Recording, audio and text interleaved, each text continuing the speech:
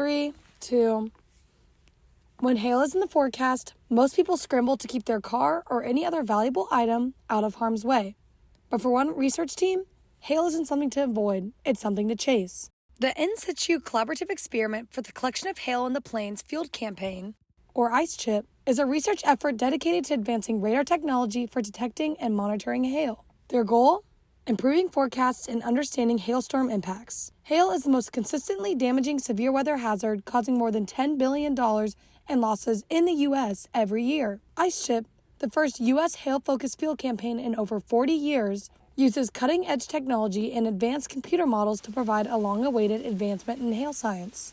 They're doing this in pursuit of helping to decrease the damage which affects millions of people every year. Scientists are combining lab research with a 6-week field campaign in the plains, which occurred in the summer of 2025, to kickstart these groundbreaking discoveries. Dr. Matthew Kumjian, a professor of meteorology and atmospheric science at Penn State, is one of the members of the steering committee. The committee began planning the research activities and proposed all the hypotheses before they ever even went into the field. He, along with 4 others on this committee, had been preparing for the 6-week excursion months before they ever left. Dr. Kumjian also worked with other scientists here at Penn State during the actual campaign. For the field project itself, I was with Dr. Kelly Lombardo here at Penn State as well in our vehicle, the instrumented vehicle we call the Narwhal. And so our mission was kind of multifaceted.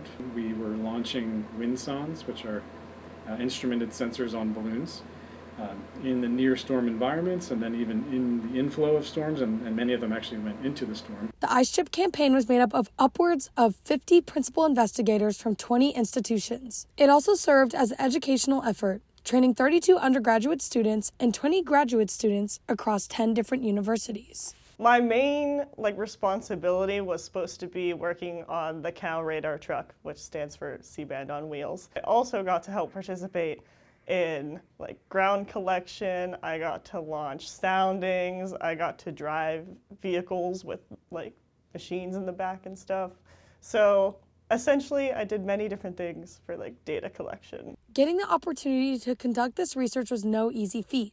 The project has been in conversation for years, and thanks to the funding from the National Science Foundation, this pioneering research effort was able to take off.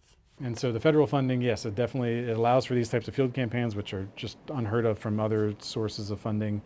It allows for the freedom to look at pure science in addition to applied science, which is really helpful because a lot of times you don't know where the next big breakthrough is going to come from, right?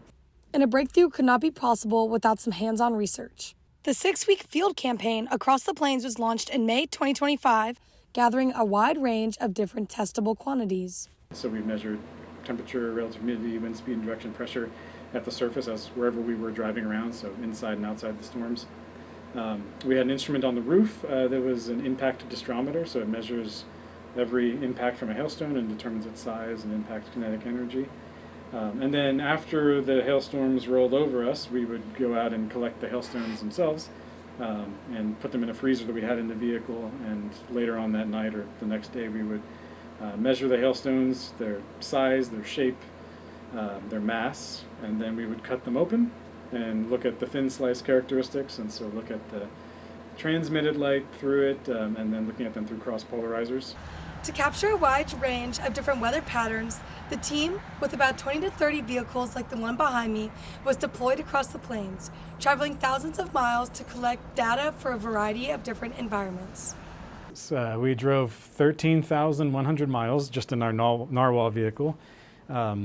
We went to 21 different states, so everywhere from very southern Texas near the Mexico border all the way up to north central Montana, and then over to Minnesota, and basically everywhere in between. So we went wherever the hailstorms were.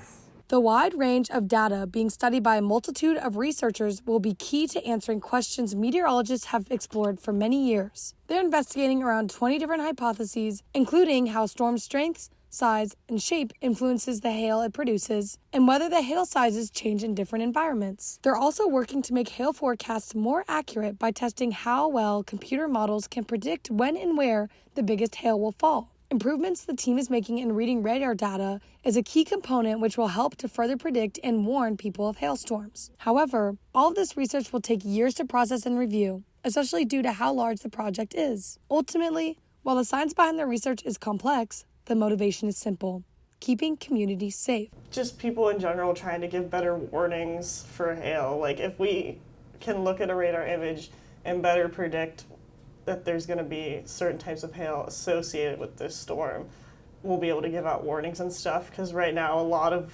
what like goes out in the warnings is based off of like ground truth reports.